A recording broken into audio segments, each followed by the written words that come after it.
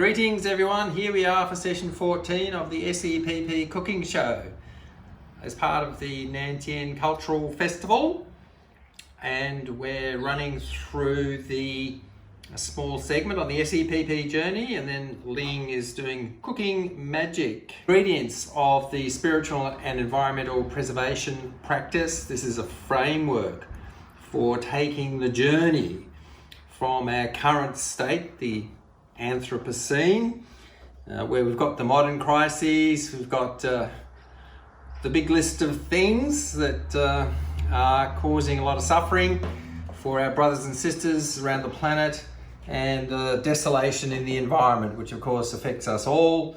The climate change, global warming, creating heat waves, excessive floods, sea level rise, etc, etc, etc. You know all that list. And then that's kind of a motivation that we want to get. It gives us a bit of a push to make a change, and then what it is that can pull us as well is our vision of where we want to go to. And Glenn Albrecht has sorted that out for us in a sense. He's laid out a good plan here and a good understanding and words, new words that we can use to describe what's happening to us at the moment. Words like solastalgia and where we want to go to. Words like the Symbiocene, which is where we live in symbiosis with the planet, and this will make our way of living as humans viable. And just as an aside, Glenn Albrecht was my professor as I was doing my degree in sustainable development, which I finished in 2014. So this whole question has been something I've been pursuing for quite some time in that sense. And the 8 ingredients, we started off with setting out, which is having the vision, having a commitment or a vow to get on with something, to make this change. It's about another ingredient about keeping on. How do we keep on track? What are our spiritual foundations? So spiritual meaning whatever spiritual you bring with you. So that could be, one of the religions, Buddhism, Christianity, Islam, Hinduism, or it could be some other kind of spiritual as well. There's lots and lots of different kinds. After all, we are humans on planet Earth and we've got this diversity. Isn't that great? And we just talked about creatively adapting. So this is how we can acknowledge that we all have creative bones in our body. The creative source is present, just like your heart is present. And we can learn a bit better on how to access that creative flow. And so now we're going to talk about the ingredient of travel, which is where we get into action. So actually as we're traveling the path, and what actions can we take? And how do we get ourselves organized around action? And how do we prepare for action? So something as a Buddhist we're thinking about is any result that we see in our lives is because of causes that have allowed it to happen, have created it. And so being in action is actually a result. And so what are the causes for being able to be in action? And so they can be many and various, but generally speaking, we're thinking that we're going to make our preparation, and that preparation practices are going to help us be in action and continue to follow through and make our contribution. Each of us can make a contribution individually, as a community, as a family, as a business, as an organization, as a government, as a nation. If we all do that contribution, then we will actually accomplish this journey to the Symbiocene. I have faith in that. Other things about action. Well, we can think about right livelihood. So what is it that we're doing in our work, and how is it that at our work we can be putting into practice these Symbiocene concepts and ways of being. We can think about our ethics. This makes a big difference in how we put things into action. You could think about the ethic of having a high value on shareholder value so that a company can overemphasize making profit to the exclusion of other things. This is part of the reason that we see the desolation in the environment, because companies are focusing on profit and they're externalizing costs back into the commons, where we all experience the mess of that and the negative effects of it. And so we can have a different kind of ethic in structuring corporations. And the good news is that's already in place in different ways. You could think about non-profit, but you could also think about for-benefit corporations, B Corps. If you go and look that up, then you'll find out that this is a way of corporations having a social mission as well as serving their customers in whatever way they serve. Our culture as well. So what is our culture? How can we change and adopt our culture to this more symbiotic way of living? And in our everyday living, I believe and I find that there are opportunities in everything that I do in order to make adjustments to live more sustainably. So for instance, you might see here in our kitchen, we have the compost container. So as Ling is cooking in the kitchen, everything goes into the compost container and then that goes into the worm farm. We also have this rather well-used loofah, which we grew in our garden, and that replaces the plastic green and yellow scrubber, which is, well, you know what happens to that. It falls apart and the plastic goes off down the drain. But the certified organic, as it were, loofah, once it's ended its life, I mean, you might think that that's life has ended some time ago, but then we can just put it back into the compost. Isn't that great? And so there's lots of things about being in action.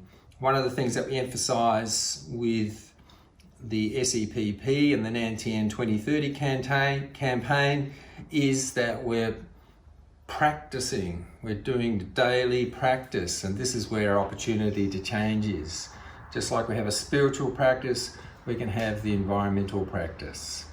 And so over to Ling for our next exciting episode of green pawpaw salad. Thank you so much, Thomas.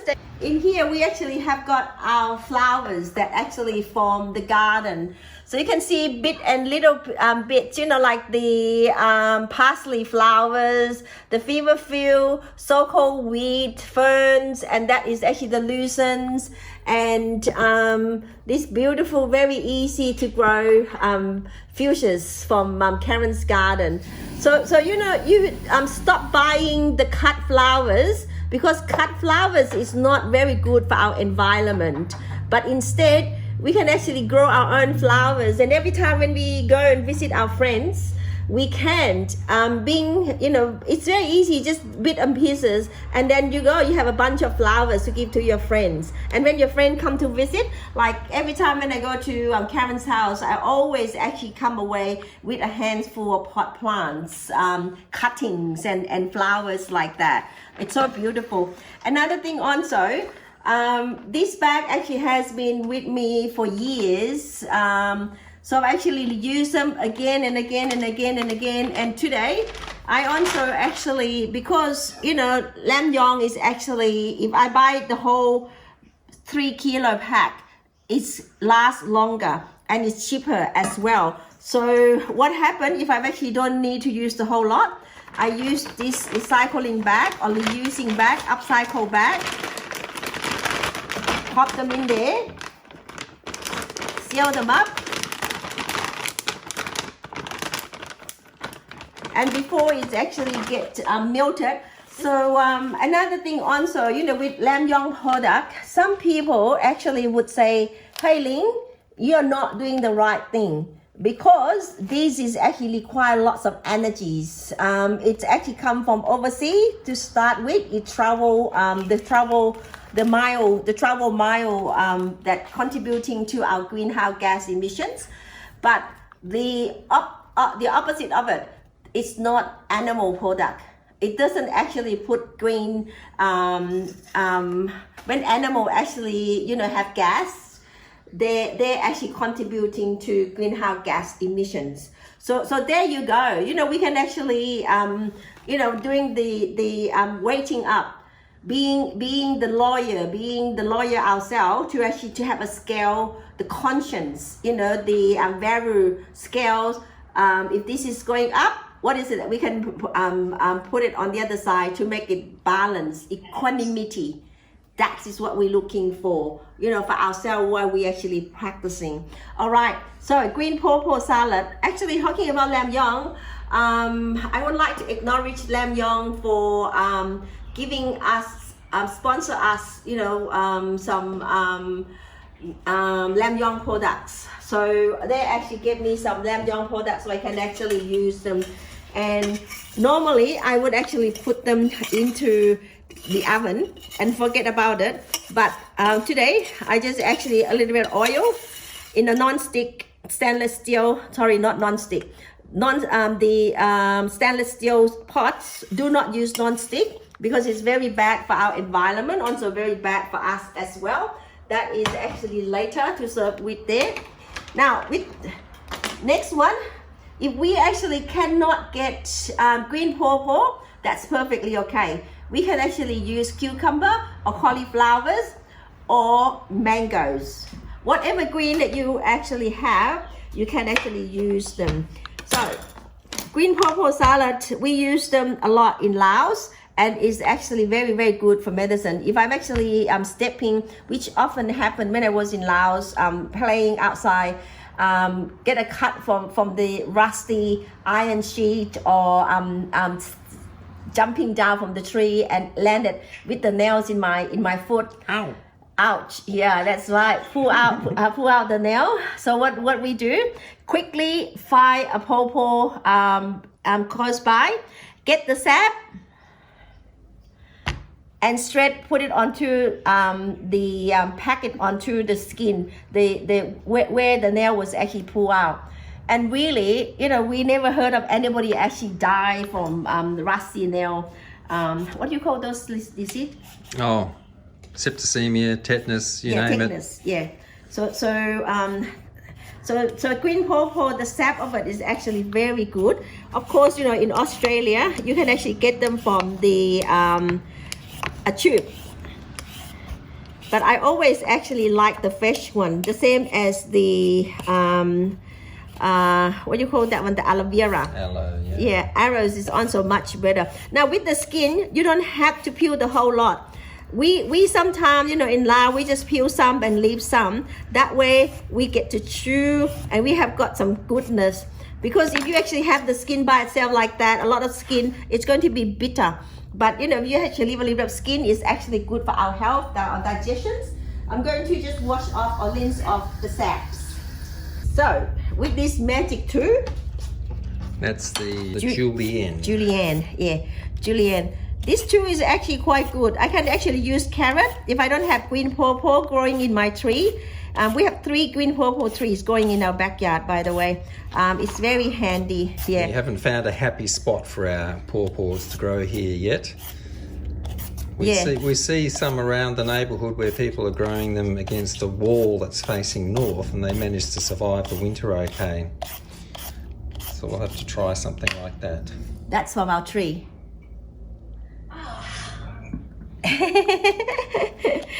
So hopefully, we will actually get nice big pawpaw like that one day. We all we have to do just nurturing that ground and have that heartfulness and have that mindfulness and have that soulfulness. We just have to believe. They will choose a good spot to grow. We saw one out at Richmond near the supermarket. It was growing right next to the air conditioning unit because it's got a lot of heat in it, and it was growing quite prolifically. With fruits and everything. It was actually behind a Thai restaurant, and it was actually the car park packed with the concrete, and it grew out of the cracks in the concrete. That is actually come to show once again with ecotherapy, with horticulture therapy. We're looking at the resilience of plants. We're looking at resilience of flowers. We're looking at the resilience of nature. How nature is actually bounce back. What is it that we can actually learn from the tree? When the storm is actually blowing, the trees is actually bend with the storm. The trees is actually does not go against the storms. So that way, the trees is actually survive for thousands of years. Where we human, we actually like to have challenge. We like to test the weather. The Thai and the Lao is a little bit different. Lao PawPaw is actually doesn't have that sweetness, whereas like if I'm actually meet up with if I'm eat the PawPaw salad and not knowing the person, I can actually tell, or I can have a pretty good guess that that person actually come from Laos or that person's come from Thailand, because the Thai people they use a little bit different. They actually put this garlic is actually from my garden. I've actually grown some garlic this year. So I put the garlics in there. So what happened, the Thai people, when they actually do the green PawPaw salad or papaya salad, it's actually towards the sweetness. Whereas the Lao people go towards the sour and also the savory. It's actually more not salty, more saltier. Now, Ling, I noticed that you put the whole garlic in there, skin and all. You didn't bother to peel it. No. Sometimes, like I just actually put the garlic and the skin and all in there, so I don't have to worry about it. And because Tom is actually on my back, he actually telling me I only have 15 minutes. So. That's my other middle name, slave driver.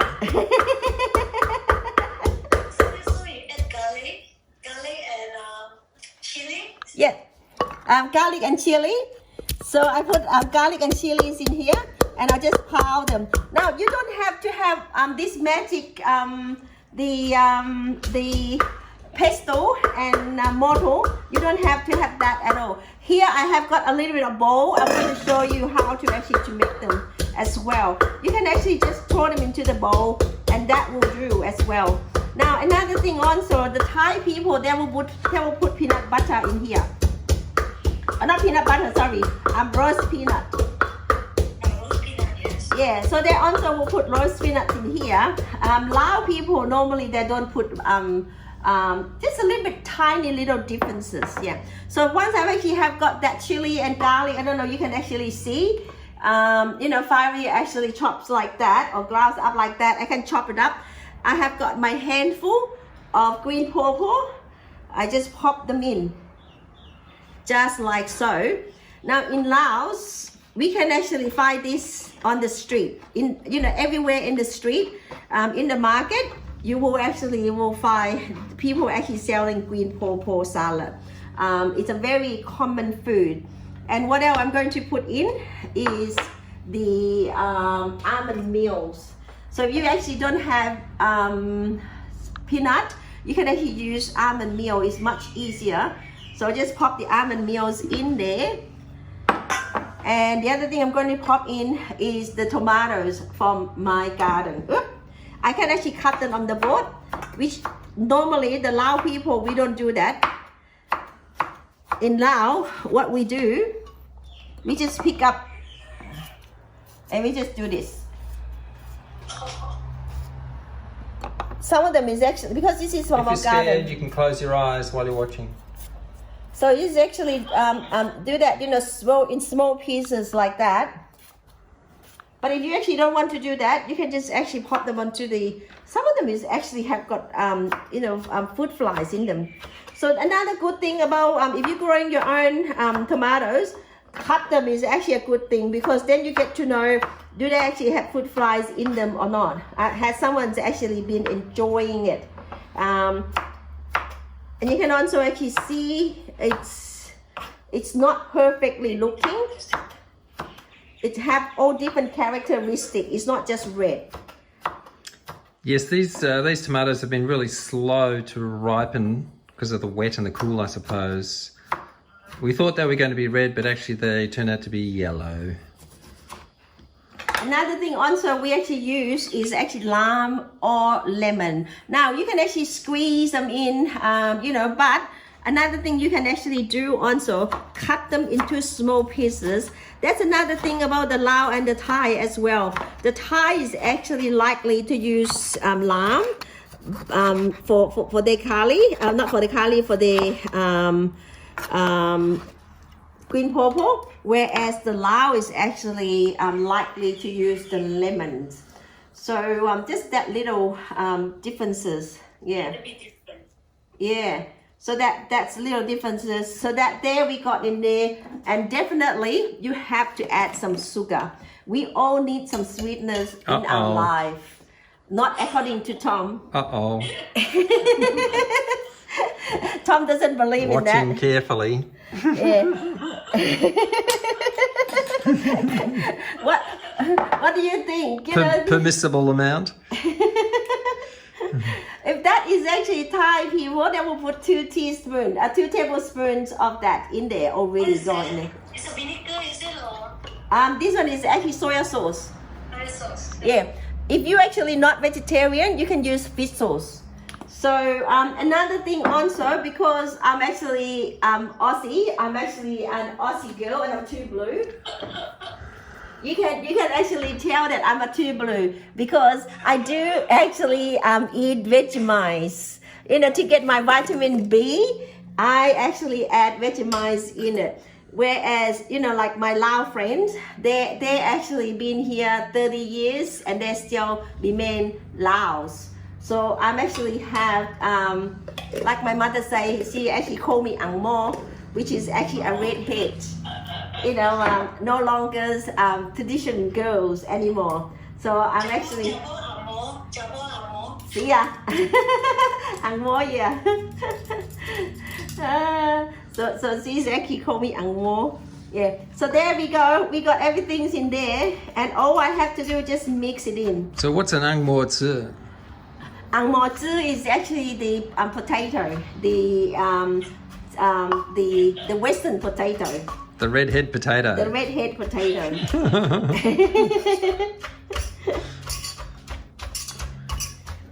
Smells beautiful. So you're not really actually hurting the green pawpaw. You are not really actually giving a hard bang bang. You're just actually softly mixing it. Because the chili is actually on the bottom and the garlic and everything, we just basically. This is the first time I encountered someone with the Vegemite. Yeah. Right. Never seen that before. Yeah, Mary, are you consider yourself to be Chinese Malaysian or Australian Malaysian? Me, I don't know. When I go back to Malaysia, I feel like Malaysian. And I'm here, I feel like I'm a true blue Aussie. There you go. That's awesome. Well done. I love it. Vegemite is actually go very well with dressing. If you're actually making salad dressing, use Vegemite in there. It's actually give you that. I tested, and it's not enough lemon or lime, so I'm actually add lime to it. Yeah, I think you add more lime on it, it became very acidic, like sweet and sour. And chili and spicy. So it's actually have got that spicy of the chili. This is actually not too bad. So that one is actually done for me. Just give me 1 minute. I'll show you something else. So that is actually that. You can actually use corn chips, which is actually very good. Or we were talking about, Bill earlier was talking about the GM. GI? The low GI products. So Tom and I, we the same thing too. We actually make our choice where there's actually everything we buy is low GI. So we can also serve with that as well. Now, if we actually don't like that at all, we also actually have got rice crackers. So when we actually go on party,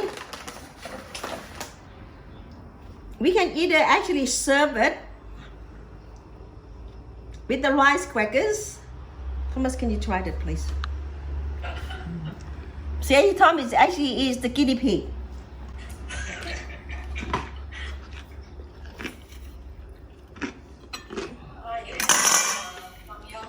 So we just actually put lamb yong around it.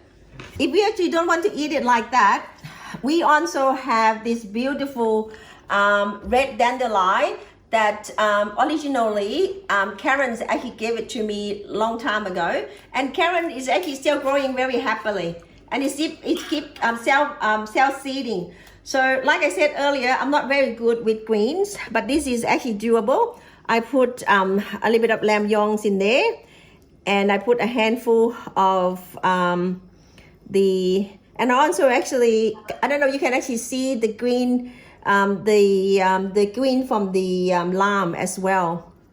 So far, so good. It tastes really good, and it's guilt-free as well. Can you actually taste the difference with crackers and different with the corn chip? Yeah. So that is actually in the cooking show for today.